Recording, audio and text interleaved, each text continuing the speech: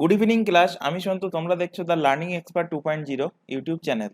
তোমাদের সামনে যে ফুড এসআই এবং ক্লার্কশিপের এক্সামটা আসতে চলেছে, তার জন্য আজ জিকে জিএস এর ওপর থেকে 19 নাম্বার ক্লাস প্রোভাইড করা হচ্ছে। তো তোমাদের কিছুদিন ক্লাসটা বন্ধ ছিল বিশেষ কারণবশত, আজ থেকে আবার রেগুলার বেসিসে ক্লাসগুলো চলবে। এর আগে আমরা জিকে জিএস এর ওপর থেকে কিন্তু 18টা ক্লাস কমপ্লিট করে নিয়েছি। এছাড়া তোমাদের ম্যাথের ক্লাসও ফুড এসআই এবং ক্লার্কশিপ স্পেশাল ক্লাস শুরু হয়ে গেছে। সেগুলো যদি না দেখে থাকো, উপরে আই বাটনে দেখবে একটা লিঙ্ক শো হচ্ছে, সেটার উপরে ক্লিক করো। ক্লিক করলে প্রিভিয়াস ক্লাসগুলো দেখতে পারবে, অথবা এই চ্যানেলের ডেসক্রিপশন বক্সটা ফলো করো, তার মধ্যে লিঙ্ক প্রোভাইড করা আছে, সেটার উপরে ক্লিক করলেও প্রিভিয়াস যে ক্লাসগুলো হয়ে গেছে সেই ক্লাসগুলো পরপর দেখে নিতে পারবে। প্রত্যেককে বলছি ক্লাসগুলোকে প্রথম থেকে শেষ পর্যন্ত দেখবে। ক্লাস ভালো লাগলে ক্লাসটাকে অবশ্যই অবশ্যই লাইক করবে। তো শুরু করছি আজকে 19 নাম্বার ক্লাস। 19 নাম্বার ক্লাসের ফার্স্ট কোশ্চেন দেখো, ডেভিড কভারফিল্ড বইটির লেখক কে? তো ডেভিড কভারফিল্ড এই বইটা কে লিখেছেন Charles Dickens. Option number A এর কিন্তু সঠিক অ্যান্সার হবে। এখানে বাকি যে অপশনগুলো আছে, এনাদেরও কিছু কিছু ফেমাস বই আছে যেগুলো এক্সামে দেয়, তো সেগুলো এখান থেকে রিলেট করাবো। যেমন চার্লস ডিকেন্সের ডেভিড কভারফিল্ড ছাড়া আরেকটা ফেমাস বই, যেটা অলরেডি তোমাদের পড়িয়েছি এর আগের ক্লাসগুলোতে, সেটা হলো অলিভার টুইস্ট। অলিভার টুইস্ট কার লেখা? চার্লস ডিকেন্সের লেখা। এছাড়া আরেকটা বই মাথায় রাখবে চার্লস ডিকেন্স থেকে, a tale of two cities. A tale of two cities বইটা কার লেখা? চার্লস ডিকেন্সের লেখা। উইলিয়াম শেক্সপিয়ারের বই অনেকবার পড়িয়েছি, আরেকবার এখান থেকে রিপিট করে দিচ্ছি। যেমন একটা হলো Hamlet, Othello, Macbeth, Romeo and Juliet. Romeo and Juliet এই বইগুলো মাথায় রাখবে। উইলিয়াম শেক্সপিয়ারের থেকে, এগুলো উইলিয়াম শেক্সপিয়ার লিখেছেন। অনিতা দেশাই থেকে মাথায় রাখবে যে বইটা এক্সামে দিয়েছিল, ফাস্টিং ফেস্টিং। ফাস্টিং ফেস্টিং প্রিভিয়াস ইয়ারের কোশ্চেন ঘেটে দেখলে দেখবে এই বইটা দুটো তিনটে এক্সামে দিয়েছে। ফাস্টিং ফেস্টিং এই বইটা কে লিখেছেন অনিতা দেশাই। এছাড়া আরেকটা বই মাথায় রাখবে অনিতা দেশাইয়ের লেখা, তার সেই বইটার নাম হলো fire on mountain. Fire on, কি বললাম? Fire on mountain. চলে আসো পরবর্তী কোশ্চেনে, কোন দেশের সংগঠন নোবেল পুরস্কার প্রদান করে? তো নোবেল পুরস্কার কোন দেশের সংগঠন প্রদান করে? দুটো দেশ কিন্তু নোবেল পুরস্কার প্রদান করে। তো কিভাবে কিভাবে নোবেল পুরস্কার প্রদান করা হয়, কোন দেশ কোন কোন সাবজেক্টের উপরে নোবেল পুরস্কার দেয়, সেগুলো সবকিছুই আলোচনা করব। এখানে সঠিক অ্যান্সার কি হবে? সঠিক অ্যান্সার হবে সুইডেন। অপশন এ এর কিন্তু সঠিক অ্যান্সার। তো এক্ষুনি বললাম নোবেল পুরস্কার কিন্তু দুটো দেশ প্রোভাইড করে। নোবেল পুরস্কার তার আগে জানবো যে কোন কোন টপিকের উপরে দেওয়া হয়। নোবেল পুরস্কার প্রথম দেওয়া শুরু হয় 1901 সালে। কার স্মরণে নোবেল পুরস্কার দেওয়া হয়? আলফ্রেড নোবেলের স্মরণে। আলফ্রেড নোবেল, এনার স্মরণে কিন্তু 1901 সাল থেকে নোবেল পুরস্কার দেওয়া শুরু হয়। 1901 সাল থেকে যে যে টপিকের উপরে নোবেল পুরস্কার দেওয়া শুরু হয় সেই টপিকগুলো কি? একটা হলো physics, chemistry, physics chemistry, medicine, শান্তি অর্থাৎ পিস, অ্যান্ড সাহিত্য অর্থাৎ লিটারেচার।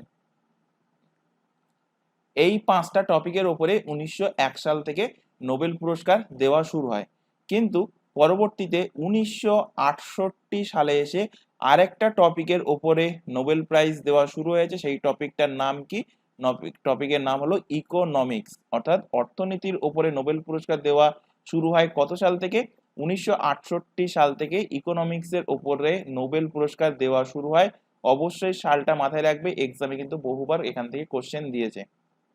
এবার এখান থেকে খেয়াল করো, এই যে 6টা টপিকস বললাম, 6টা টপিকস এর মধ্যে যে টপিকস গুলো আমি কালো দিয়ে মার্কিং করছি, ফিজিক্স, কেমিস্ট্রি, মেডিসিন, লিটারেচার এবং ইকোনমিক্স, এই পাঁচটা টপিকের ওপর থেকে নোবেল পুরস্কার প্রদান করা হয়। কোথা থেকে প্রদান করা হয়? স্টকহোম থেকে। স্টকহোম, স্টকহোম কোথায়? সুইডেনে। তো সুইডেনের স্টকহোম থেকে নোবেল পুরস্কার প্রদান করা হয়। একমাত্র এই শান্তির উপরে যে নোবেল পুরস্কার, এটা প্রদান করা হয় কোথা থেকে? নরওয়ের ওসলো থেকে প্রদান করা হয়। তাই এখান থেকে কোশ্চেন দেয় কনফিউজিং করার জন্য যে শান্তির ওপরে নোবেল পুরস্কার কোথায় প্রদান করা হয়। ফার্স্ট অপশনে থাকবে স্টকহোম সুইডেন, সেকেন্ড অপশনে থাকবে ওসলো নরওয়ে। তো অ্যান্সার কি হবে? অ্যান্সার হবে নরওয়ের ওসলো থেকে শান্তির ওপর নোবেল পুরস্কার প্রদান করা হয়। এখান থেকে আরো দুটো ফ্যাক্ট রিলেট করাবো, যে যদি কোশ্চেন দেয় যে প্রথম ভারতীয় হিসাবে, ফার্স্ট ইন্ডিয়ান, প্রথম ভারতীয় হিসাবে নোবেল পুরস্কার কে পেয়েছেন, প্রথম ভারতীয় হিসাবে নোবেল পুরস্কার কে পেয়েছেন, তো পেয়েছেন রবীন্দ্রনাথ ঠাকুর, আর.এন. টেগর। রবীন্দ্রনাথ ঠাকুর নোবেল পুরস্কার পেয়েছেন। কোন সাবজেক্টে তিনি নোবেল পুরস্কার পেয়েছেন? তিনি লিটারেচার অর্থাৎ সাহিত্যের জন্য প্রথম ভারতীয় হিসাবে কিন্তু নোবেল পুরস্কার পেয়েছেন। যদি এখান থেকে কোশ্চেন দেয় যে প্রথম ভারতীয় হিসাবে অর্থনীতিতে, প্রথম ভারতীয় হিসাবে অর্থনীতিতে অর্থাৎ ইকোনমিক্সে নোবেল পুরস্কার কে পান, তো অর্থনীতিতে প্রথম ভারতীয় হিসেবে নোবেল পুরস্কার পান অমর্ত্য সেন। কে পান? অমর্ত্য সেন। কত সালে পেয়েছিলেন? ইনি পেয়েছিলেন 1998 সালে প্রথম ভারতীয় হিসেবে অর্থনীতির জন্য নোবেল পুরস্কার পেয়েছেন। চলে আসো পরের কোশ্চেন, জীবাশ্মবিদ্যা সংক্রান্ত বিষয় হলো কোনটি? তো জীবাশ্মবিদ্যা কোনটাকে বলা হয়? বলা হয় প্যালিওন্টোলজিকে বলা হয় জীবাশ্মের অধ্যয়ন। তো জীবাশ্মের অধ্যয়নকে বলা হয় প্যালিওন্টোলজি। অপশন নাম্বার ডি এর কিন্তু সঠিক অ্যান্সার হবে। পেট্রোলজি কি বলা হয়? শিলা, উল্কাপিণ্ড এবং খনিজ পদার্থ ইত্যাদির অধ্যয়নকে বলা হয় পেট্রোলজি। চলে আসো পরের কোশ্চেন, পুতুল নাচের ইতিকথার লেখক কে? তো পুতুল নাচের ইতিকথা এটার লিখেছেন কে? এটা লিখেছেন Manik Bandyopadhyay. Option number B এর কিন্তু সঠিক অ্যান্সার হবে। মানিক বন্দ্যোপাধ্যায় এই পুতুল নাচের ইতিকথা ছাড়া ইনি আরো জিনিস লিখেছেন, যেমন এনার থেকে মাথায় রাখবে, এখান থেকে কোশ্চেন দেয় দিবারাত্রির কাব্য, লিখে দিচ্ছি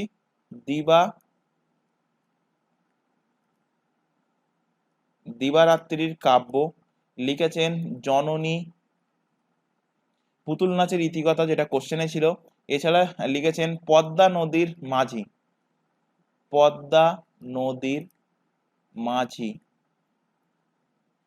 এছাড়া লিখেছেন জীবনের জটিলতা আরোগ্য প্রভৃতি গ্রন্থ তিনি কিন্তু লিখেছেন। বেনজির ভুট্টো থেকে রিলেট করো, বেনজির ভুট্টোর অটোবায়োগ্রাফি দেবে এক্সামে। বেনজির ভুট্টো ছিলেন পাকিস্তানের প্রথম মহিলা প্রধানমন্ত্রী এবং এনার যে অটোবায়োগ্রাফি আত্মজীবনী তার নাম কি? তার নাম হলো daughter of destiny, daughter of destiny. চলে আসো পরের কোশ্চেন। আচ্ছা, এখানে তোমাদের একটা ছোট ইনফরমেশন দেওয়ার আছে। রেগুলার আমরা কিন্তু এই ইনফরমেশনটা দেই, তাই রেগুলার ক্যান্ডিডেট যারা আছো তারা একটুখানি স্কিপ করতে পারো পোর্শনটা। আমাদের সাথে যেহেতু প্রত্যেকটা ক্লাসে নতুন ক্যান্ডিডেট অ্যাড হয়, তো তাদের জন্যই ইনফরমেশনটা। আমাদের এখন যে ক্লাসটা চলছে সেটা হলো ফুড এসআইয়ের এবং পিএসসি ক্লার্কশিপের ক্লাস। এছাড়া এখানে আদার্স অন্যান্য যে এক্সামের নামগুলো দেখতে পাচ্ছ, প্রত্যেকটা এক্সামের জন্য কিন্তু এই চ্যানেলে সম্পূর্ণ ফ্রিতে syllabus wise live class provide করা হয়। লাইভ ক্লাস অ্যাটেন্ড না করতে পারলে ক্লাস থেকে যায় রেকর্ডেড ফরম্যাটে, সুতরাং তোমরা পরবর্তীতে রেকর্ডেড ক্লাসগুলো দেখতে পারবে।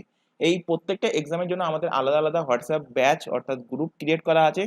এই হোয়াটসঅ্যাপ ব্যাচ বা গ্রুপে যুক্ত হওয়ার বেনিফিট কি? বেনিফিট হলো এটাই যে কখন কোন ক্লাস হবে, কোন দিন কোন টাইমে ক্লাস হবে, এগুলো সবকিছুই তোমরা হোয়াটসঅ্যাপ গ্রুপ থেকে জানতে পারবে, বা এক্সাম ওরিয়েন্টেড কোনো ইনফরমেশন থাকলে সেগুলো সবকিছুই কিন্তু হোয়াটসঅ্যাপ গ্রুপে তোমাদের জানানো হয়। তো হোয়াটসঅ্যাপের গ্রুপে যুক্ত হওয়ার জন্য নিচে যে নাম্বারটা তোমরা দেখতে পাচ্ছ 9933434203, এই নাম্বারে আমাদেরকে ইনফর্ম করো, তাহলে কিন্তু তোমাদেরকে নির্দিষ্ট ব্যাচে অ্যাড করিয়ে নেওয়া হবে।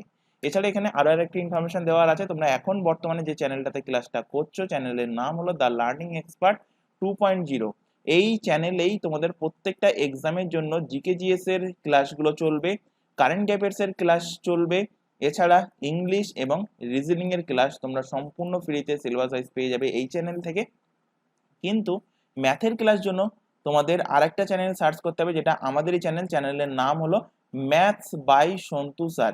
এই চ্যানেলে অলরেডি ম্যাথের ফাউন্ডেশন ব্যাচ শুরু হয়ে গেছে, তাই প্রত্যেককে বলছি চ্যানেল দুটোকে সাবস্ক্রাইব করে রাখো, রেগুলার বেসিসে চ্যানেল দুটো থেকে তোমরা ক্লাসগুলো করতে থাকো।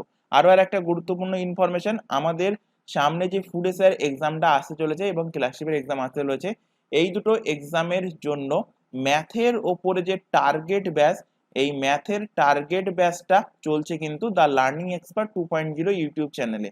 তো এটা খেয়াল রাখবে, এই এক্সাম দুটোর জন্যই স্পেশালি ম্যাথের টার্গেট ব্যাচটা চলছে এই চ্যানেলে, বাকি ম্যাথের ক্লাসগুলো পেয়ে যাবে ম্যাথস বাই সন্তু স্যার এই ইউটিউব চ্যানেলে। চলে আসো পরের কোশ্চেন, প্রথম জাতীয় অধ্যাপক কে? তো প্রথম জাতীয় অধ্যাপক হলেন Satyendranath Bose. Option number C এর কিন্তু সঠিক অ্যান্সার হবে। জাস্ট অনলাইনার ফরম্যাটে কোশ্চেনটা মাথায় রাখবে। চলে আসো পরবর্তী কোশ্চেন, জাতীয় আয় নির্ভর করে কিসের ওপর? তার আগে জানো যে জাতীয় আয় কি কাকে বলা হয়?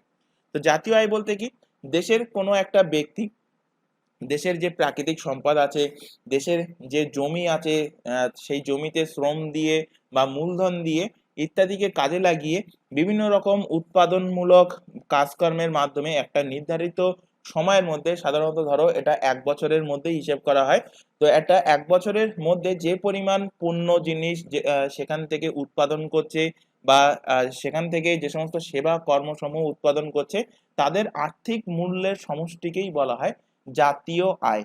তো জাতীয় আয় কিসের উপরে নির্ভর করে? নির্ভর করে সমস্ত উৎপাদন উপকরণের অর্থের ওপর, অর্থের সমষ্টির উপর নির্ভর করে। অপশন নাম্বার সি এর কিন্তু সঠিক অ্যান্সার হবে। পরের কোশ্চেনে আসুন, নিট জাতীয় উৎপাদন কোনটা? তো নিট জাতীয় উৎপাদন বলতে বোঝায় মোট অভ্যন্তরীণ উৎপাদনের অপচয়। অপশন বি এর কিন্তু সঠিক অ্যান্সার। পরের কোশ্চেনে আসো, আর্থিক জরুরি অবস্থা সংবিধানের কত নম্বর ধারাতে বর্ণিত আছে? তো এটা কিন্তু অনেকবার পড়ানো হয়ে গেছে, এর আগে যে 18টা ক্লাস হয়ে গেছে সেই ক্লাসগুলোতে। তো আর্থিক জরুরি অবস্থা অর্থাৎ ফাইন্যান্সিয়াল ইমার্জেন্সি এর কথা কোন সংবিধানের কত নম্বর ধারায় বলা আছে? বলা আছে 360 নম্বর ধারাতে। অপশন নাম্বার সি এর কিন্তু সঠিক অ্যান্সার হবে। তো এখানে 352, 356 আর 360 এই তিনটেতেই কিন্তু ইমার্জেন্সির কথা বলা আছে। কি কি ইমার্জেন্সির কথা বলা আছে? একটা হলো ন্যাশনাল ইমার্জেন্সি, একটা হলো স্টেট ইমার্জেন্সি, আর একটা হলো ফিনান্সিয়াল ইমার্জেন্সি। তো ন্যাশনাল ইমার্জেন্সির কথা বলা আছে আর্টিকেল নাম্বার 352 নম্বর ধারাতে, স্টেট ইমার্জেন্সির কথা বলা আছে আর্টিকেল নাম্বার 356 নম্বর ধারাতে, আর ফাইন্যান্সিয়াল ইমার্জেন্সির কথা বলা আছে আর্টিকেল নাম্বার 360-তে। তোমরা রিসেন্টলি শুনে থাকবে, যদি সংবাদে দেখো সন্দেশখালী যে ঘটনা হচ্ছে, সেখানে কিন্তু দাবি করা হচ্ছে যে স্টেট ইমার্জেন্সি লাগু করার কথা, অর্থাৎ 356 ধারা লাগু করার কথা। তো 356 ধারা কিসের সঙ্গে রিলেটেড? স্টেট ইমার্জেন্সির সাথে রিলেটেড। এখান থেকে যে কোশ্চেনগুলো তোমাদের দেবে যে ন্যাশনাল ইমার্জেন্সি এখনো পর্যন্ত ভারতে কতবার লাগু হয়েছে? তো মাথায় রাখবে, ন্যাশনাল ইমার্জেন্সি এখনো পর্যন্ত ভারতে 3বার কিন্তু লাগু হয়েছে। কবে কবে লাগু হয়েছে সেই সালগুলোও মাথায় রাখতে হবে। 1962 সালে, 1962 সালে কি হয়েছিল? 1962 সালে ইন্ডিয়া অ্যান্ড পাকিস্তানের যুদ্ধ হয়েছিল। এরপর লাগু হয়েছে 1971 সালে ইন্ডিয়া 1962 সালে ইন্ডিয়া চায়নার যুদ্ধ হয়েছিল। 1971 সালে ইন্ডিয়া পাকিস্তানের যুদ্ধ হয়েছিল। আরেকটা ভারতের অভ্যন্তরীণ ঘটনার জন্য ইন্দিরা গান্ধী লাগু করেছিলেন। তো 1975 সালে অভ্যন্তরীণ বিশৃঙ্খলার জন্য কিন্তু এই ন্যাশনাল ইমার্জেন্সি লাগু করা হয়েছিল। তো এখনো পর্যন্ত 3বার ন্যাশনাল ইমার্জেন্সি লাগু করা হয়েছে। স্টেট ইমার্জেন্সি থেকে কোশ্চেন দেবে যে স্টেট ইমার্জেন্সি সর্বপ্রথম কোন স্টেটে লাগু করা হয়েছিল? তো স্টেট ইমার্জেন্সি সর্বপ্রথম ফার্স্ট ইমপ্লিমেন্ট হয়েছিল কোথায়? পাঞ্জাবে ফার্স্ট ইমপ্লিমেন্ট হয়েছিল। আর যদি কোশ্চেন দেয় যে ফিনান্সিয়াল ইমার্জেন্সি এখনো পর্যন্ত কতবার লাগু হয়েছে, মাথায় রাখবে এখনো পর্যন্ত ভারতে কোনোদিন ফিনান্সিয়াল ইমার্জেন্সি লাগু হয়নি। এবার এখান থেকে 365 নম্বর ধারা যখন তোমাদের পলিটি পড়াবো সেখানে আমরা ডিসকাস করব। তো চলে আসো পরের কোশ্চেনে, এখনো পর্যন্ত সংবিধানের প্রস্তাবনাকে মাত্র একবার সংশোধন করা হয়েছে, সেটা হলো কততম সংশোধন? বহুবার পড়িয়েছি কোশ্চেনটা, এতদিন মুখস্থ হয়ে যাওয়ার কথা যারা রেগুলার বেসিসে ক্লাসগুলো দেখছো। অ্যান্সার হবে 42তম সংশোধনী, যেটা হয়েছিল 1976 সালে। সেই সংশোধনীতে এখনো পর্যন্ত একবার কিন্তু প্রস্তাবনাকে সংশোধন করা হয়। তো 42তম সংশোধনী কেন ইম্পর্টেন্স আরো একবার এখান থেকে রিপিট করাচ্ছি তোমাদের। 42তম সংশোধনীতে কি হয়েছিল? প্রিয়াম্বেল অর্থাৎ প্রস্তাবনা। প্রস্তাবনাতে কি হয়েছিল, তিনটে জিনিস অ্যাড হয়েছিল, তিনটে শব্দ অ্যাড হয়েছিল। কি কি? একটা হলো সোশ্যালিস্ট, একটা হলো সেকুলার,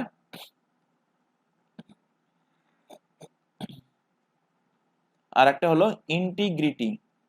এই তিনটে শব্দ অ্যাড হয় এবং এখনো পর্যন্ত মাত্র একবারই কিন্তু প্রস্তাবনার সংশোধন হয়। প্রস্তাবনার প্রসঙ্গ যেহেতু এসে, প্রস্তাবনা থেকে রিলেট করাবো যে প্রস্তাবনাটা নেওয়া হয়েছে কোন দেশের সংবিধান থেকে। তো প্রস্তাবনা নেওয়া হয়েছে কোন দেশের সংবিধান থেকে? নেওয়া হয়েছে এটা আমেরিকার সংবিধান থেকে, ইউএস এর সংবিধান থেকে প্রস্তাবনাকে নেওয়া হয়েছে। যদি কোশ্চেন দেয় এখান থেকে কনফিউজিং করার জন্যই কোশ্চেনটা দেবে যে প্রস্তাবনার যে ভাষা, যে ল্যাঙ্গুয়েজ, এই ল্যাঙ্গুয়েজটা নেওয়া হয়েছে কোন দেশের সংবিধান থেকে? তো প্রস্তাবনার ল্যাঙ্গুয়েজ নেওয়া হয়েছে অস্ট্রেলিয়ার অস্ট্রেলিয়ার সংবিধান থেকে প্রস্তাবনার ভাষাটা নেওয়া হয়েছে। এছাড়া 42তম সংবিধান প্রিয়াম্বেল হয়ে গেল। এছাড়া 42তম সংবিধান থেকে আরেকটা মোস্ট ইম্পর্টেন্ট জিনিস অ্যাড হয়েছে 42তম সংবিধানে। কি হয়েছে সংশোধনীতে? এটা অ্যাড হয়েছে ফান্ডামেন্টাল ডিউটিস। ফান্ডামেন্টাল ডিউটিস কটা অ্যাড হয়েছিল? 10টা ফান্ডামেন্টাল ডিউটিস অ্যাড হয়েছিল এই 42তম সংশোধনীর মাধ্যমে। কিন্তু বর্তমানে যদি কোশ্চেন দেয় বর্তমানে কতগুলো ফান্ডামেন্টাল ডিউটিস, তো বর্তমানে টোটাল ফান্ডামেন্টাল ডিউটিসের সংখ্যা 11টা। তো এই 11তম যে ফান্ডামেন্টাল ডিউটিসটা, এটা কততম সংশোধনীতে অ্যাড হয়েছে? এটা অ্যাড হয়েছে 86তম অ্যামেন্ডমেন্ট। কত সালে? 2002 সালে। 86তম সংশোধনী 2002 সালে এই ফান্ডামেন্টাল ডিউটিসটা অ্যাড হয়েছে। এখান থেকে কোশ্চেন দেবে এই 42তম সংশোধনীতে যে ফান্ডামেন্টাল ডিউটিসটা ভারতের সংবিধানে অ্যাড করা হয়েছিল, এটা কোন আর্টিকেলে অ্যাড করা হয়েছে? তো এটা অ্যাড করা হয়েছে আর্টিকেল নাম্বার 51 এর এ। কত নাম্বার পার্টে অ্যাড করা হয়েছে? পার্ট নাম্বার 4 এর এতে অ্যাড করা হয়েছে। এই যে ফান্ডামেন্টাল ডিউটিসটা ভারতের সংবিধানে অ্যাড করতে হবে, এটার জন্য সুপারিশ কোন কমিটি করেছিল? সুপারিশ করেছিল কে? সুপারিশ করেছিল, ইম্পর্টেন্ট কোশ্চেন, অনেকবার এক্সামে দিয়েছে, শন সিং কমিটি। কোন কমিটি? শন সিং কমিটির সুপারিশে কিন্তু এই ফান্ডামেন্টাল ডিউটিকে ভারতের সংবিধানে অ্যাড করা হয়েছিল। এছাড়া 42তম সংবিধানে কি হয়েছে, আমাদের যে ডিপিএসপি অর্থাৎ directive principal of state policy, DPSP, এটাতেও কিছু জিনিস অ্যাড করা হয়েছে, কিছু আর্টিকেল সংশোধন করা হয়েছে। যেমন তার মধ্যে আছে আর্টিকেল নাম্বার 39, আছে আর্টিকেল 39-এর এ, আছে আর্টিকেল 43-এর এ, আর্টিকেল 48-এর এ, এগুলোকে অ্যাড করা হয়েছিল ডিপিএসসির মধ্যে। এছাড়া আমাদের যে শিডিউল আছে অর্থাৎ তফসিলি আছে, সেই তফসিলের মধ্যে যে 7 শিডিউল আছে, সেই 7 শিডিউলে কি কি আছে? 7 শিডিউলে কিন্তু union list, state list and concurrent list আর অবশিষ্ট সূচি, এই চারটে জিনিস উল্লেখ করা আছে। তো এখানে স্টেট লিস্ট থেকে কিছু জিনিসকে নিয়ে যাওয়া হয়েছে কোথায়? কনকারেন্ট লিস্টে। কোথায় নিয়ে যাওয়া হয়েছে? কনকারেন্ট লিস্টে নিয়ে যাওয়া হয়েছে।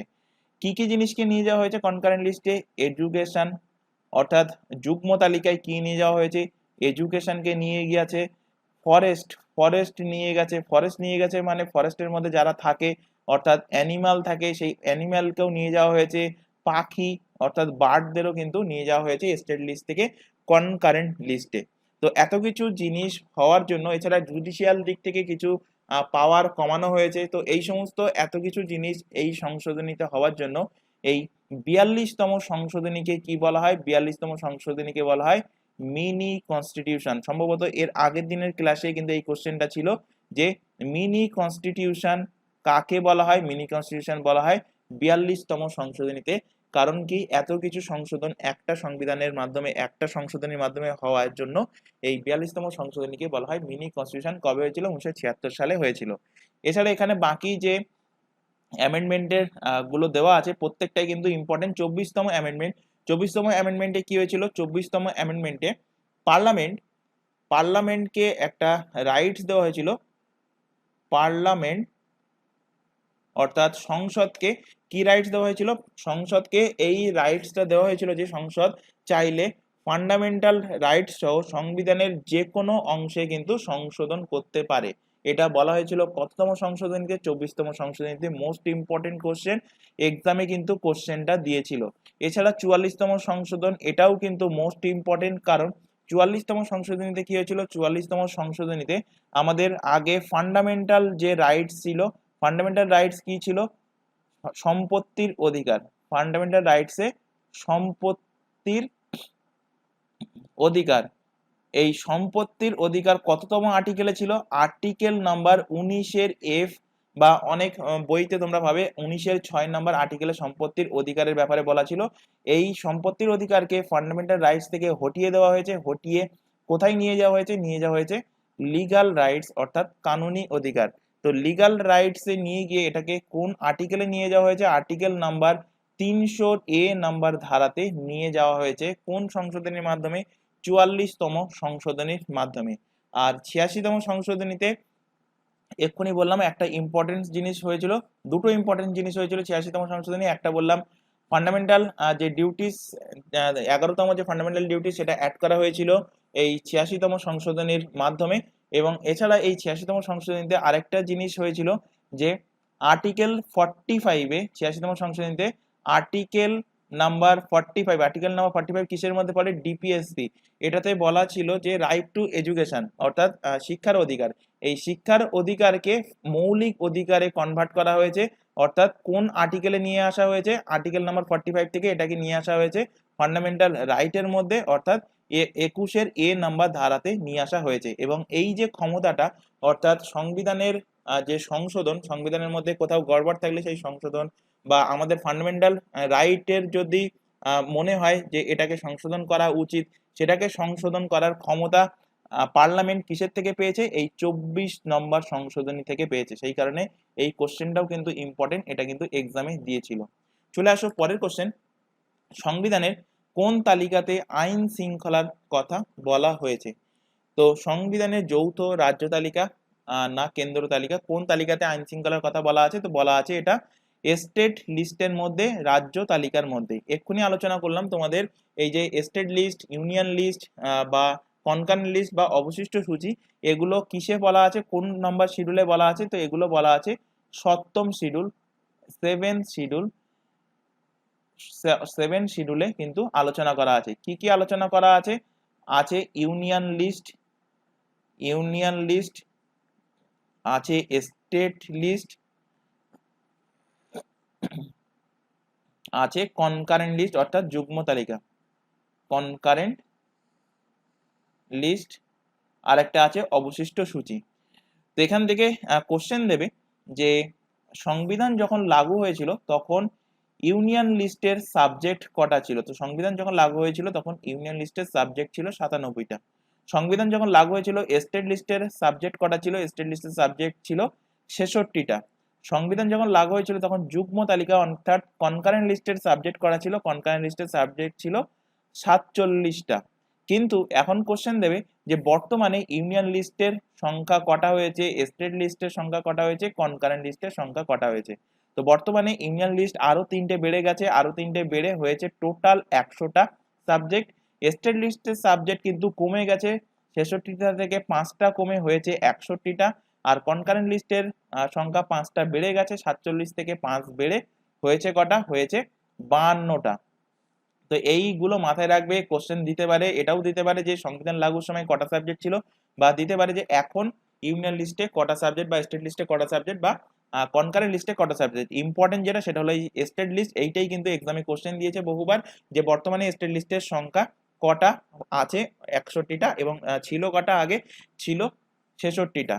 এবার এখান থেকে রিলেট করিয়ে দেবো কিছুটা, যে কেন্দ্র তালিকা, যৌথ তালিকা বা রাজ্য তালিকা, এগুলোতে কি কি কথা বলা আছে। তো কেন্দ্র তালিকাতে কি বলা আছে? কেন্দ্র তালিকাতে বলা আছে বিদেশের কথা, অর্থাৎ ফরেনের যে সমস্ত ঘটনাগুলো হয় সেগুলোর ফরেন সম্পর্ক, ভারতের সাথে অন্য দেশের সম্পর্ক, এগুলো সবকিছু কেন্দ্র তালিকার মধ্যে আলোচনা আছে। ডিফেন্স সিস্টেম আমাদের ভারতের, এগুলো আলোচনা আছে কেন্দ্র তালিকার মধ্যে। তারপর পোস্ট অফিস, পোস্ট অফিস এটাও আছে কেন্দ্র তালিকার মধ্যে, অর্থাৎ ইউনিয়ন লিস্টের মধ্যে। এছাড়া ভারতের যে মুদ্রা অর্থাৎ কারেন্সি, কারেন্সি এগুলো আলোচনা আছে কেন্দ্র তালিকা। তারপর যুদ্ধ, তারপর অ্যাটমিক যে সমস্ত পাওয়ার প্ল্যান্টগুলো আছে সেগুলো সব কেন্দ্র তালিকার মধ্যে, অ্যাটমিক এনার্জি এগুলো সব কেন্দ্র তালিকার মধ্যে। এছাড়া রেলওয়ে, কোশ্চেন দিতে পারে যে রেলওয়ে কোন তালিকার মধ্যে? তো রেলওয়ে এ সমস্ত কিছু কিন্তু কেন্দ্র তালিকার অন্তর্ভুক্ত। রাজ্য তালিকার অন্তর্ভুক্ত কি কি? একটা আইন শৃঙ্খলা এক্ষুনি বললাম। এছাড়া রাজ্যের মধ্যে কি কি আছে? পুলিশ আছে রাজ্যের মধ্যে, রাস্তাঘাটের উন্নয়ন করা, অর্থাৎ রাস্তাঘাট এগুলো কিসের মধ্যে পড়ে? স্টেট লিস্টের মধ্যে পড়ে রাস্তাঘাট। এছাড়া জনগণের স্বাস্থ্য ইত্যাদি কিন্তু পড়ে রাজ্য তালিকার মধ্যে। কৃষিকাজ, তারপরে স্থানীয় যে শাসন ব্যবস্থা, এই সমস্ত কিছু পড়ে রাজ্য তালিকার মধ্যে। আর যৌথ তালিকার মধ্যে কি কি পড়ে এক্ষুনি তোমাদের পড়ালাম, যে স্টেট লিস্ট থেকে যে জিনিসগুলো যৌথ লিস্ট অর্থাৎ কনকারেন্ট লিস্টে গেছে, কি কি গেছে?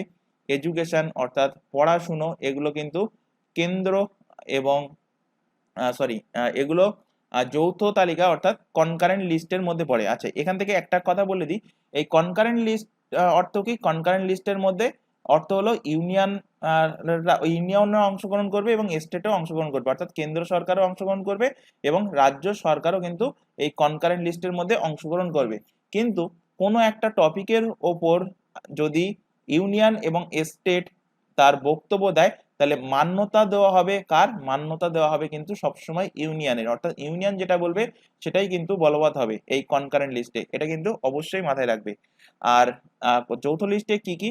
এডুকেশন আছে, এর মধ্যে ফরেস্ট অর্থাৎ বনভূমি আছে, অ্যানিম্যাল এবং বার্ডস, এগুলো সবকিছুই কিন্তু যুগ্ম তালিকার অন্তর্ভুক্ত অর্থাৎ যৌথ তালিকার অন্তর্ভুক্ত। চলে আসো পরের কোশ্চেন, প্যাট অঞ্চল কি?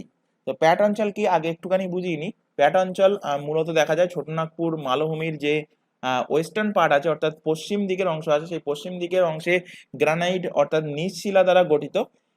এই গ্রানাইট নিচশিলা দ্বারা গঠিত যে চারিদিকে ধাপযুক্ত যে সমতল ভূমিগুলো আছে, সেই সমতল ভূমি বিশিষ্ট উঁচু পাহাড়ি অঞ্চলকেই বলা হয় কি? বলা হয় প্যাট অঞ্চল। অর্থাৎ এখানে অ্যান্সার কি হবে? ছোটনাগপুর মালভূমির পশ্চিম অঞ্চলটাই হলো কি প্যাট অঞ্চল।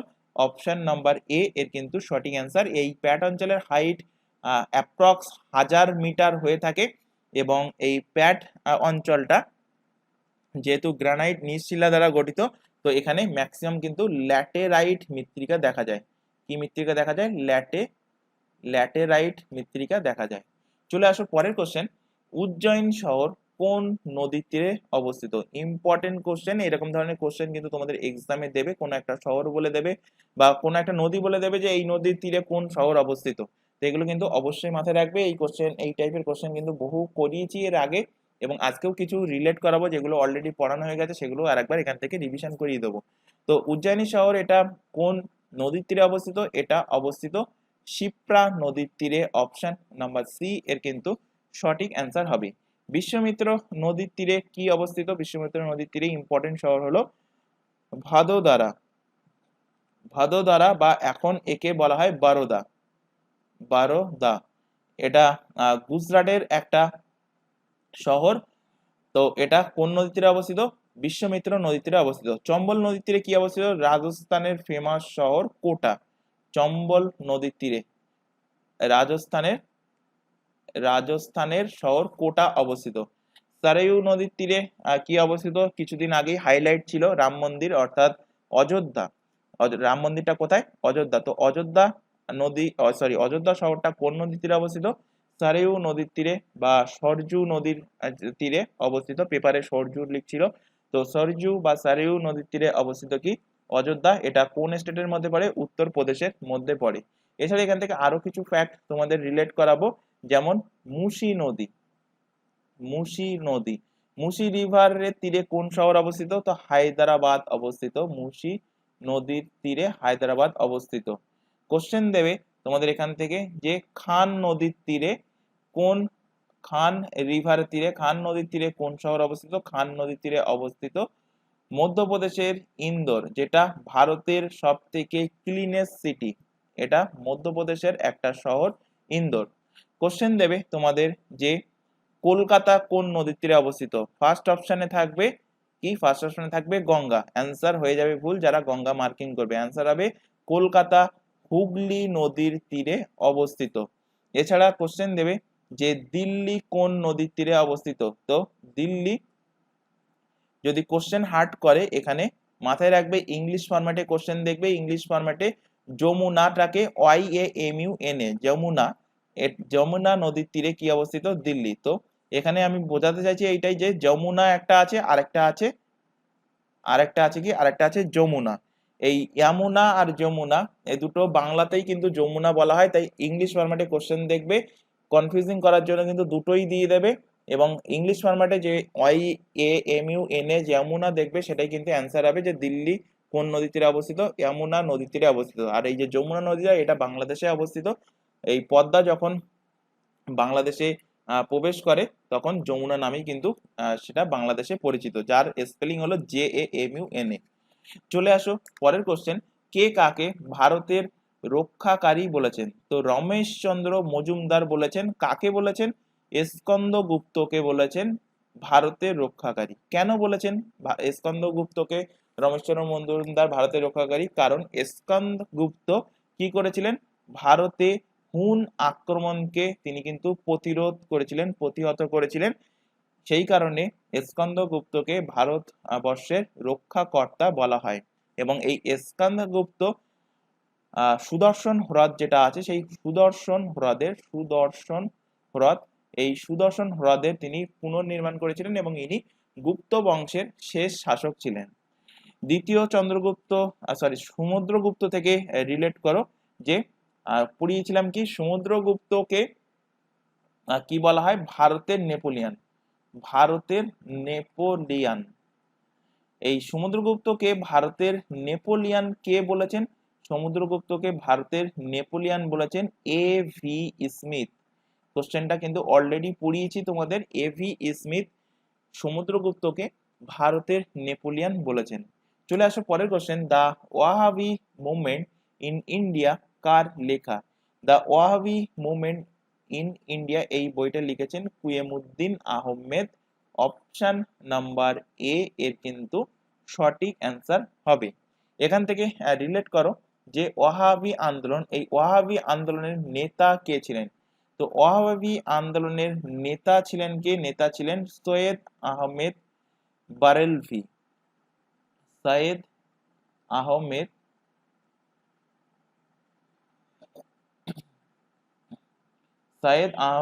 বারেলভি ছিলেন এই ওয়াহাবি আন্দোলনের নেতা। চলে আসো পরের কোশ্চেন, অ্যামোনিয়া শুষ্ক করতে লাগে কোনটা? তো অ্যামোনিয়া শুষ্ক করতে লাগে ক্যালসিয়াম অক্সাইড অর্থাৎ CaO। তো এখানে দেখো অপশানে CaO আছে কিনা, অর্থাৎ ক্যালসিয়াম অক্সাইড আছে কিনা। এখানে ফার্স্ট অপশন আছে গাঢ় HCl, হবে না। অনার্দ্র ক্যালসিয়াম ক্লোরাইড, এটাও হবে না। P2O5, এটাও হবে না। তো এর মধ্যে দেখে কি মনে হচ্ছে যে কোনো অপশানই সঠিক না, কিন্তু না, এই ক্যালসিয়াম অক্সাইডের নাম কি? আরেকটা নাম হলো কুইক লাইম। তো কুইক লাইম মানে কি? কুইক লাইম মানে ক্যালসিয়াম অক্সাইড CaO। তো এটাই কিন্তু অ্যামোনিয়াকে শুষ্ক করতে প্রয়োজন হয়। অপশন নাম্বার সি এর সঠিক অ্যান্সার হবে। চলে আসো পরের কোশ্চেন, বিশ্ব স্বাস্থ্য সংস্থা জলের যে সিওডি, এই সিওডি এর পরিমাপ হওয়া উচিত সেটা কত মিলিগ্রাম পার লিটার? তো 10 মিলিগ্রাম পার লিটার কিন্তু সিওডি হওয়া উচিত জলের, যেটা WHO নির্ধারণ করেছে, অর্থাৎ বিশ্ব স্বাস্থ্য সংস্থা নির্ধারণ করেছে। অপশন নাম্বার এ এর কিন্তু সঠিক অ্যান্সার হবে। তো এখান থেকে তোমাদের একটু রিলেট করাবো, এই যে বিশ্ব স্বাস্থ্য সংস্থা যে সিওডি আর বিওডি, একটা আছে কি সিওডি অর্থাৎ কেমিক্যাল অক্সিজেন ডিমান্ডস, আর একটা আছে বিওডি অর্থাৎ কি, বিওডির অর্থ হলো যে বায়োকেমিক্যাল অক্সিজেন ডিমান্ডস। এই কেমিক্যাল অক্সিজেন ডিমান্ড আর বায়োকেমিক্যাল অক্সিজেন যে ডিমান্ডস, এই এই দুটো জিনিসের যে অক্সিজেনের পরিমাণ, এই অক্সিজেনের পরিমাণকে নির্ধারণ করে WHO। এই দুটো জিনিস কি? সিওডিটা বলছি, সিওডিটা হলো প্রতি লিটার যে জল আছে, প্রতি লিটার জলে যে সমস্ত জৈব অজৈব যে দ্রব্যগুলো থাকে, এগুলোকে জারিত করতে যত মিলিগ্রাম অক্সিজেনের প্রয়োজন হয় সেই পরিমাণকেই কিন্তু বলা হয় সিওডি। সিওডি আর বিওডি দুটো আলাদা না, দুটো একই জিনিস। সি ফর কেমিক্যাল, মানে এটা কেমিক্যাল মিশিয়ে করা হয়, আর ওটা কিন্তু এমনি ন্যাচারালি হয়, অর্থাৎ বি ফর বায়োকেমিক্যাল, অর্থাৎ ন্যাচারালি কিন্তু এটা হয়ে থাকে। তো সিওডির পরিমাণ কত হওয়া উচিত? 10 মিলিগ্রাম পার লিটার হওয়া উচিত। চলে আসো পরের কোশ্চেন। এইভাবে কোশ্চেন দেয় যে সিওডি বিওডি দ্বারা কি পরিমাপ করা হয়? তো পরিমাপ করা হয় জলের যে অক্সিজেন মাত্রা, সেটাকে পরিমাপ করা হয়। পরের কোশ্চেন দেখো, কে সর্বপ্রথম মৌলকে পারমাণবিক সংখ্যার উপর ভিত্তি করে সজ্জিত করেন? তো পারমাণবিক সংখ্যার উপর ভিত্তি করে সজ্জিত করেন কে? সজ্জিত করেন মেসলে। অপশন নাম্বার বি এর কিন্তু সঠিক অ্যান্সার হবে। আধুনিক পর্যায় সারণীতে যে মৌলের পারমাণবিক সংখ্যার উপর ভিত্তি করেই কিন্তু মৌলগুলোকে সজ্জিত করা হয়েছে। পরের কোশ্চেনে দেখো, 1907 সালে সুরাটে জাতীয় কংগ্রেসের অধিবেশনের সভাপতি কে ছিলেন? তো 1907 সালে সুরাটের জাতীয় কংগ্রেসের যে অধিবেশন হয়েছিল তাতে সভাপতি ছিলেন রাসবিহারী ঘোষ। কোশ্চেন হার্ড করলে কনফিউজিং করার জন্য একটা অপশনে থাকবে রাসবিহারী ঘোষ আর একটা অপশনে থাকবে রাসবিহারী বসু। যদি অ্যান্সার জানা না থাকে ম্যাক্সিমাম ক্যান্ডিডেট কিন্তু রাসবিহারী বসু মেরে চলে আসবে, অ্যান্সার হয়ে যাবে ভুল। সুতরাং খেয়াল রাখবে রাসবিহারী টাইটেলটা কিন্তু ঘোষ, ইনি ছিলেন কিন্তু 1907 সালে সুরাটে জাতীয় কংগ্রেসের সভাপতি। 1907 সালের এই যে জাতীয় কংগ্রেসের অধিবেশন বসেছিল, এটার ইম্পর্টেন্স কি? এটার ইম্পর্টেন্স হলো কংগ্রেস দুই ভাগে বিভক্ত হয়, দুই ভাগে বিভক্ত হয়। তো সেই দুই ভাগ কি কি? দুই ভাগ হলো, একটা হলো নরমপন্থী, একটা হলো নরমপন্থী আর একটা হলো চরমপন্থী। তো কোশ্চেন দেবে যে কত সালে কংগ্রেস নরমপন্থী এবং চরমপন্থীতে ভাগ হয়ে যায়? তো অ্যান্সার হবে 1907 সালে কংগ্রেস দুটো ভাগে বিভক্ত হয়, নরমপন্থী এবং চরমপন্থীতে ভাগ হয়ে যায়। চলে আসো পরের কোশ্চেনে। 1905 সালে বারাণসীতে জাতীয় কংগ্রেসের যে অধিবেশন হয়েছিল সেই অধিবেশনের সভাপতি কে? 1905 সালের ইম্পর্টেন্স কি? 1905 সালে কিন্তু বঙ্গভঙ্গ হয়েছিল। কি হয়েছিল? বঙ্গভঙ্গ, বঙ্গভঙ্গ হয়েছিল। এই বঙ্গভঙ্গ করেছিল কে? বঙ্গভঙ্গ করেছিল লর্ড কার্জন। কোশ্চেন দেয় যে কার আমলে বঙ্গভঙ্গ হয়েছিল? লর্ড কার্জনের আমলে বঙ্গভঙ্গ হয়েছিল। কবে হয়েছিল? 1905 সালে। সেই 1905 সালে বারাণসীতে যে ইন্ডিয়ান ন্যাশনাল কংগ্রেস অর্থাৎ জাতীয় কংগ্রেসের যে অধিবেশন বসেছিল সেই অধিবেশনে সভাপতিত্ব কে করেছিলেন? সভাপতিত্ব করেছিলেন Gopal Krishna Gokhale. Option number B এর কিন্তু সঠিক অ্যান্সার হবে। এই অধিবেশনে কি হয়েছিল? এই অধিবেশনে এই যে বঙ্গভঙ্গ হয়েছিল সেই বঙ্গভঙ্গের বিরুদ্ধে যে বয়কট, সেই বয়কট আন্দোলনের সমর্থন করা হয়েছিল এই অধিবেশনে। গোপাল কৃষ্ণ গোখলে থেকে একটা কোশ্চেন রিলেট করো। গোপাল কৃষ্ণ গোখলে কি তৈরি করেছিলেন? কোন সোসাইটি তৈরি করেছিলেন? তিনি করেছিলেন ভারত সেবা সমিতি, ভারত সেবা সমিতি। তো বাংলার সাথে সাথে ইংলিশ টার্মটাও মাথায় রাখবে, কারণ তোমরা যদি এসএসসির এক্সামে বসো সেখানে কিন্তু ইংলিশ ফরম্যাটে কোশ্চেন থাকবে। তো অ্যান্সার সরি এর ইংলিশ ফরম্যাটটা কি হবে? ইংলিশ ফরম্যাটটা হবে servants of India society, servants of India society.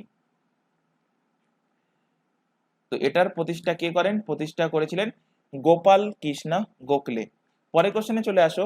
Calamine solution নিচের কোনটিতে আছে? তো ক্যালামাইন সলিউশন কি? ক্যালামাইন সলিউশন হলো জিঙ্ক কার্বনেট। অপশন এ এর কিন্তু সঠিক অ্যান্সার, জাস্ট অনলাইনের ফরম্যাটে মাথায় রাখবে। চলে আসো পরের কোশ্চেন। ভারতের বৃষ্টি ছায়া অঞ্চল কোনটা? Maximum candidate option A Shillong মেরে আসবে, অ্যান্সার হয়ে যাবে ভুল। কেন অ্যান্সার ভুল হয়ে যাবে? কারণ বৃষ্টি ছায়া অঞ্চল শুধুমাত্র শিলং নয়, অপশন বি তে দেখো পশ্চিমঘাট পর্বতের পূর্বস্থান। কিন্তু পশ্চিমঘাট পর্বতের পূর্বস্থানটা, এই পূর্বস্থান যেটা লেখা আছে এটা খেয়াল না করেই কিন্তু অ্যান্সার ভুল মেরে চলে আসবে। কেন? খেয়াল করো, আমি এখানে ভারতের নিচের দিকের ম্যাপটা একটুখানি এখানে আঁকছি, আঁকলেই তোমরা বুঝতে পারবে। ভারতে যে বৃষ্টিপাত শুরু হয় দক্ষিণ পশ্চিম মৌসুমী বায়ু দ্বারা। তো ভারতের এটা হলো ভারত না, পুরো বিশ্বেই ওপরটা হলো নর্থ, নিচে হলো সাউথ, ডান দিক হলো ইস্ট, আর লেফট সাইড হলো কি? লেফট সাইড হলো ওয়েস্ট। তো দক্ষিণ পশ্চিম দিক থেকে অর্থাৎ এই দিক থেকে মৌসুমী বায়ু প্রবেশ করে বলে, তাহলে এখানে দেখো এই যে দিকটা, এই দিকটা কি দিক? সাউথ ওয়েস্ট অর্থাৎ দক্ষিণ পশ্চিম। তো দক্ষিণ পশ্চিম মানে এই দিক থেকে মৌসুমী বায়ু, দক্ষিণ পশ্চিম মৌসুমী বায়ু এন্টার করে। তো কোশ্চেন দেয় ভারতে দক্ষিণ পশ্চিম মৌসুমী বায়ুর দ্বারা সর্বপ্রথম বৃষ্টিপাত হয় কোথায়? সর্বপ্রথম বৃষ্টিপাত হয় এই অঞ্চলে। এই অঞ্চলটা কি? এই রাজ্যটা কি? এই রাজ্যটা হলো কেরালা। তো অর্থাৎ কেরালাতে সর্বপ্রথম কিন্তু দক্ষিণ পশ্চিম মৌসুমী বায়ুর জন্য কিন্তু বৃষ্টিপাত হয়। এখান দিয়ে কি গেছে? এখান দিয়ে গেছে পশ্চিমঘাট পর্বতমালা, এখান দিয়ে গেছে কি পূর্বঘাট পর্বতমালা, মিলেছে কোথায়? নীলগিরিতে। তারপরে এখানে নিচে আছে কি? নিচে আছে কার্ডেমাম হিলস, আর এখানে আছে আনাইমুদি, তার নিচে আছে কি? একদম লাস্ট হলো কার্ডিমাম হিলস। তো এই সমস্ত পাহাড়গুলো থাকার জন্য এই সমস্ত পাহাড়ের যে পূর্ব সাইড, সরি এই সমস্ত পাহাড়ের যে পশ্চিম সাইড, সেই পশ্চিম সাইডে কিন্তু পাহাড়ে ধাক্কা খেয়ে এই মৌসুমী বায়ু এই দিকে কিন্তু প্রচুর বৃষ্টিপাত ঘটায়, কিন্তু পাহাড় অতিক্রম করে এই পাহাড়ের ডান সাইডে অর্থাৎ পূর্ব সাইডের দিকে কিন্তু কোনো বৃষ্টিপাত হয় না। তাই এখানে খেয়াল করবে, দেখেন এখানে লিখেছে দেখো পশ্চিমঘাট পর্বতের পূর্ব স্থান, তো পশ্চিমঘাটের পর্বতের পূর্ব স্থানটাও কিন্তু বৃষ্টির ছায়া অঞ্চল। একইভাবে শিলং এর ক্ষেত্রে কি হয়, গারো খাসি জয়ন্তী যে পাহাড় আছে সেই পাহাড়ে কিন্তু দক্ষিণ পশ্চিম মৌসুমী বায়ু এরকম জায়গায় আছে, দক্ষিণ পশ্চিম মৌসুমী বায়ু এই গারো খাসি এরকম আছে আর জয়ন্তী, এইভাবে এতে কিন্তু মৌসুমী বায়ু আটকে যায়, আটকে এখানে কিন্তু প্রচুর পরিমাণ বৃষ্টিপাত হয়, অর্থাৎ মৌসিনরামের চেরাপুঞ্জিতে কিন্তু প্রচুর পরিমাণে বৃষ্টিপাত হয়, কিন্তু পাহাড় অতিক্রম করে এই পারে আছে কি, এই পারে আছে শিলং, তো এখানে কিন্তু বৃষ্টিপাত হয় না। তো শিলং এবং পশ্চিমঘাট পর্বতের পূর্ব স্থান এই দুটোই কিন্তু বৃষ্টির ছায়া অঞ্চল। তো অর্থাৎ এখানে সঠিক অ্যান্সার কি হবে, সঠিক অ্যান্সার হবে অপশন এ অ্যান্ড বি উভয় কিন্তু সঠিক, অপশন নাম্বার ডি এর সঠিক অ্যান্সার। আশা করি জিনিসটা বোঝাতে পেরেছি, জিনিসটা ক্লিয়ার হয়েছে। চলে আসো পরের কোশ্চেন, দুর্গাপুর ইস্পাত কারখানা কোন পঞ্চবার্ষিকী পরিকল্পনায় স্থাপিত হয়েছিল? তো দুর্গাপুর ইস্পাত কারখানা যেটা হয়েছিল এইটা কিন্তু তোমাদের দুর্গাপুর বলে পড়ায়নি, কিন্তু তোমাদের এর আগের ক্লাসে ফার্স্ট, সেকেন্ড এবং থার্ড 5 ইয়ার প্ল্যানে কি কি জিনিস ডেভেলপ করা হয়েছিল বা এই 5 ইয়ার প্ল্যানগুলোকে কি বলা হয় সেগুলো কিন্তু পড়িয়েছি, সেগুলো যদি মাথায় থাকে তাহলে অ্যান্সার করতে পারবে। তো দুর্গাপুর ইস্পাত কারখানা কোন পঞ্চবার্ষিকী পরিকল্পনায়? দ্বিতীয় পঞ্চবার্ষিকী পরিকল্পনায়, কারণ দ্বিতীয় পঞ্চবার্ষিকী পরিকল্পনায় খেয়াল করে দেখো পড়িয়েছিলাম যে এই দ্বিতীয় পঞ্চবার্ষিকী পরিকল্পনায় ইন্ডাস্ট্রিয়াল যে সেক্টরগুলো আছে, কলকারখানার যে সেক্টরগুলো আছে সেগুলোকে ডেভেলপ করার চেষ্টা করা হয়েছিল। তো এখান থেকে আরো আরেকবার রিভিশন করিয়ে দিই, first 5 year plan, first 5 year plan, এখানে কোশ্চেন দেবে যে 5 ইয়ার প্ল্যান শুরু হয় কবে থেকে, 1951 থেকে 5 ইয়ার প্ল্যান শুরু হয়। ফার্স্ট 5 ইয়ার প্ল্যানের ভ্যালিড কত ছিল, এখানে 5 ইয়ার প্ল্যান মানে 5 বছরের একটা প্ল্যান, তো এখান থেকেই তোমরা বুঝতে পারছো এটা 5 বছর থাকবে, তো 1951 থেকে 5 বছর যোগ করো 1956, তো 1951 থেকে 56 সাল পর্যন্ত ফার্স্ট 5 ইয়ার প্ল্যানের ভ্যালিড ছিল। এই ফার্স্ট 5 ইয়ার প্ল্যানকে কি বলা হয়, হ্যারোড ডোমার মডেল, কি বলা হয়, হ্যারোড ডোমার মডেল বলা হয়। এবং ফার্স্ট 5 ইয়ার প্ল্যানে কি ডেভেলপ করা হয়েছিল, এটাতে ডেভেলপ করা হয়েছিল কি, এগ্রিকালচার সেক্টরকে ডেভেলপ করা হয়েছিল, অর্থাৎ কৃষি দিক থেকে এগ্রিকালচার সেক্টরকে ডেভেলপ করা হয়েছিল ফার্স্ট 5 ইয়ার প্ল্যানে। সেকেন্ড 5 ইয়ার প্ল্যানে কি ডেভেলপ করা হয়, এক্ষুনি বললাম সেকেন্ড 5 ইয়ার প্ল্যানটা শুরু হয়েছিল এর জাস্ট পরে, অর্থাৎ 1956 থেকে 1961 পর্যন্ত ছিল সেকেন্ড 5 ইয়ার প্ল্যান। এটাকে বলা হয় পিসি মহালানোবিশ, পিসি মহালানোবিশ মডেল বলা হয়। এবং এই সেকেন্ড 5 ইয়ার প্ল্যানে কি ডেভেলপ করা হয়েছিল, টু ডেভেলপ ইন্ডাস্ট্রিয়াল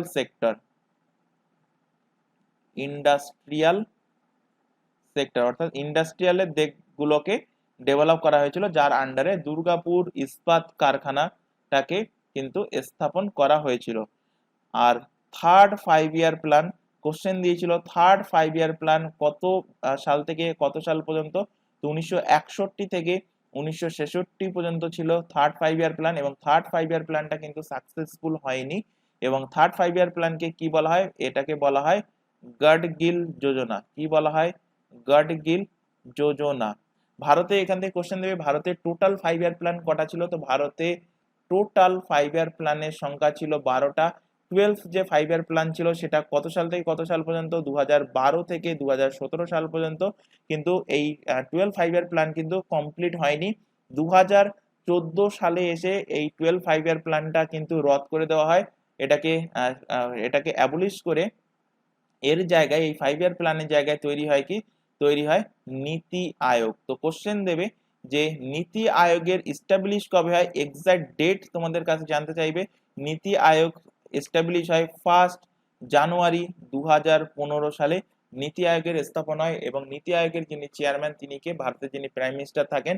একইভাবে এই যে 5 ইয়ার প্ল্যান যেটা ছিল এর যে চেয়ারম্যান, সেই চেয়ারম্যানকে, এর চেয়ারম্যানও কিন্তু ছিলেন ভারতের যিনি প্রধানমন্ত্রী, সেই প্রধানমন্ত্রী। তো এখান থেকে কোশ্চেন দেবে যে নীতি আয়োগের চেয়ারম্যান কে বর্তমানে, তো বর্তমানে যিনি প্রধানমন্ত্রী নরেন্দ্র মোদী হলেন নীতি আয়োগের চেয়ারম্যান। ভাইস চেয়ারম্যান সুমান বেরি এবং সিইও হলেন কে, বিভিআর সুব্রমণিয়াম।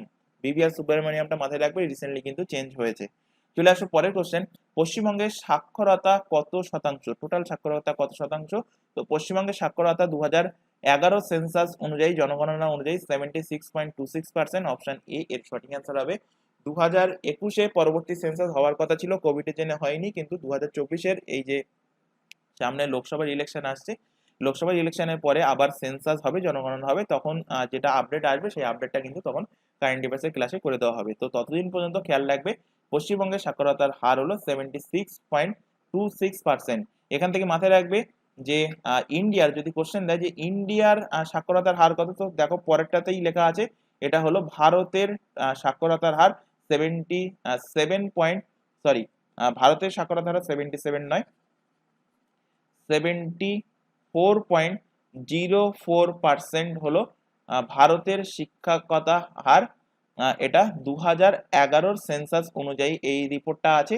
আর এখান থেকে তোমাদের কোশ্চেন দেবে যে পশ্চিমবঙ্গের, যেহেতু এখান থেকে পড়ালাম, এখান থেকে কোশ্চেন দেবে যে ভারতের সব থেকে হাইয়েস্ট লিটারেসি রেট 2011 সেন্সাস অনুযায়ী হাইয়েস্ট লিটারেসি রেট কোন রাজ্যের, সেটা হবে কেরালা। আর লোয়েস্ট লিটারেসি রেট কোন রাজ্যের, এটাও কিন্তু অলরেডি পড়িয়েছি, লোয়েস্ট লিটারেসি রেট হলো বিহার। কিন্তু এইবার সেন্সাস হওয়ার পরে বিহার কিন্তু আর লোয়েস্টে থাকবে না, বিহার কিন্তু অনেক ডেভেলপ করে গেছে। এখান থেকে রিলেট করো পশ্চিমবঙ্গের ক্ষেত্রে, পশ্চিমবঙ্গের হাইয়েস্ট যদি দেয় যে হাইয়েস্ট লিটারেসি রেট কোন ডিস্ট্রিক্ট, তো পশ্চিমবঙ্গের হাইয়েস্ট লিটারেসি রেট হলো ইস্ট মেদিনীপুর হলো হাইয়েস্ট লিটারেসি। আর পশ্চিমবঙ্গের মধ্যে যদি লোয়েস্ট লিটারেসি রেট জানতে চাই যে কোন ডিস্ট্রিক্ট, তখন অ্যান্সার হবে উত্তর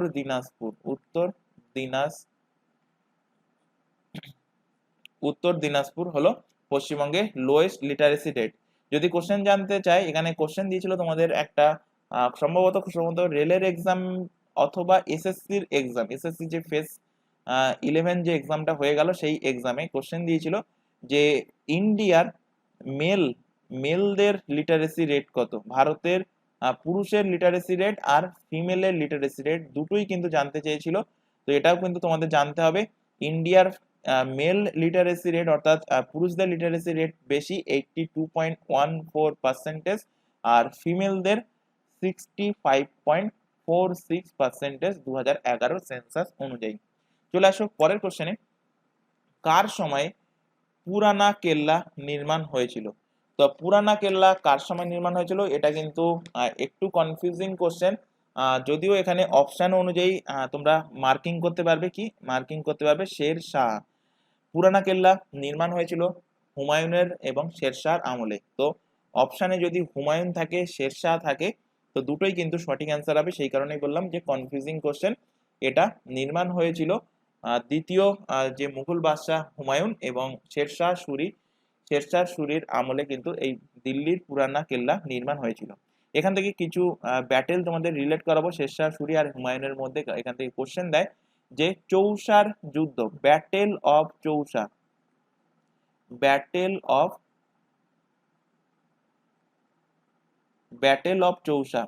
কবে হয়েছিল? ব্যাটেল অফ চৌসা হয়েছিল এটা 1539 সালে। কার মধ্যে হয়েছিল? এটা হয়েছিল শের শাহ সুরি এবং হুমায়ুনের মধ্যে এই চৌসার যুদ্ধ হয়েছিল। এবং এই চৌসার যুদ্ধে জয়লাভ করে শের শাহ। এরপর এর ঠিক পরের বছরে যুদ্ধ হয় ব্যাটেল অফ কনৌজ, অর্থাৎ কনৌজের যুদ্ধ। বা এখান থেকে কোশ্চেন দেবে যে বিল গ্রামের যুদ্ধ, একে কনৌজের যুদ্ধ বা বিল গ্রামের যুদ্ধও কিন্তু বলা হয়। এই যুদ্ধ কবে হয়েছিল? এর ঠিক পরের বছর 1540 সালে। এবং এই যুদ্ধও হয়েছিল কার মধ্যে? এই যুদ্ধও হয়েছিল শের শাহ এবং হুমায়ুনের মধ্যে। এবং এই যুদ্ধের পর মুঘল সাম্রাজ্যকে কিছুদিনের জন্য কিন্তু হটানো হয়েছিল এবং হটিয়ে শের শাহ কিন্তু দিল্লির মসনদে বসেছিল। এর ঠিক 15 বছর পরে আরেকটা যুদ্ধ হয়েছিল, এটাও কিন্তু এক্সামে কোশ্চেন দেয় যে ব্যাটেল অফ সিরহিন্দ। এই যুদ্ধটা কাদের কাদের মধ্যে হয়েছিল? তো এই যুদ্ধ হয়েছিল এই শেরশাহের প্রতিষ্ঠিত যে সুরি সাম্রাজ্য, তো সুরি সাম্রাজ্য আর মুঘল সাম্রাজ্যের মধ্যে। তো মোঘল মোঘল ভার্সেস সুরি এদের মধ্যে হয়েছিল, এবং এটাতে জয়লাভ করেছিল কে? এটাতে জয়লাভ করেছিল কিন্তু মোঘলরা। তো এই তিনটে ব্যাটেল মাথায় রাখবে। এর মধ্যে মোস্ট ইম্পর্টেন্ট হলো চৌসার যুদ্ধ, আর একটা ইম্পর্টেন্ট হলো বিলগ্রাম বা কনৌজের যুদ্ধ। এই দুটো কার মধ্যে হয়েছিল, কত সালে হয়েছিল, এটা কিন্তু অবশ্যই জানবে। এই কনৌজের যুদ্ধের পর শেরশাহ কিন্তু ভারতের মসনদে বসেছিল মোগলদের হটিয়ে। চলে আসো পরের কোশ্চেন, সবুজ সাথী প্রকল্প, এবং আজকের ক্লাসের লাস্ট কোশ্চেন, সবুজ সাথী প্রকল্পটা কি? আশা করি প্রত্যেকেরই জানা উচিত। সবুজ সাথী প্রকল্প হলো পশ্চিমবঙ্গ সরকারের যে দ্বারা একটা প্রকল্প, যেটা ছাত্রছাত্রীদের সাইকেল বিতরণ করে। তো অপশন নাম্বার এ এর কিন্তু সঠিক অ্যান্সার হবে। এখান থেকে কোশ্চেন যেটা দেবে যে সবুজ সাথী প্রকল্প এটা কবে শুরু হয়েছিল, কবে স্টার্ট হয়েছিল? তো এটা স্টার্ট করা হয়েছিল 2015 সালে। আরেকটা প্রকল্প আছে যেটা ইম্পর্টেন্স পশ্চিমবঙ্গের প্রকল্প, সেটা কি? সেটা হলো কন্যাশ্রী কন্যাশ্রী প্রকল্প। এই কন্যাশ্রী প্রকল্পটা কি? কন্যাশ্রী প্রকল্পটা হলো একটা প্রকল্প যেটা মেয়েদের ওপরে মূলত এই প্রকল্পটা। এটা কি পশ্চিমবঙ্গের মেয়েদের ইমপ্রুভ করা, অর্থাৎ এরা যাতে অল্প বয়সে বিয়ে না করে, অর্থাৎ বাল্য বিবাহ না করে, এরা কমপক্ষে যাতে তাদের যে মিনিমাম এডুকেশন সেটা যাতে লাভ করে, তারা যাতে 18 বছর বয়স পর্যন্ত যে সমস্ত মহিলারা আছে, যে সমস্ত মেয়েরা আছে, এরা যাতে শিক্ষা লাভ করে, এবং 18 বছর পরে গিয়ে এদের বিয়ের জন্য একটা অ্যামাউন্ট প্রোভাইড করা হয় 25,000 টাকা এই প্রকল্পের দ্বারা।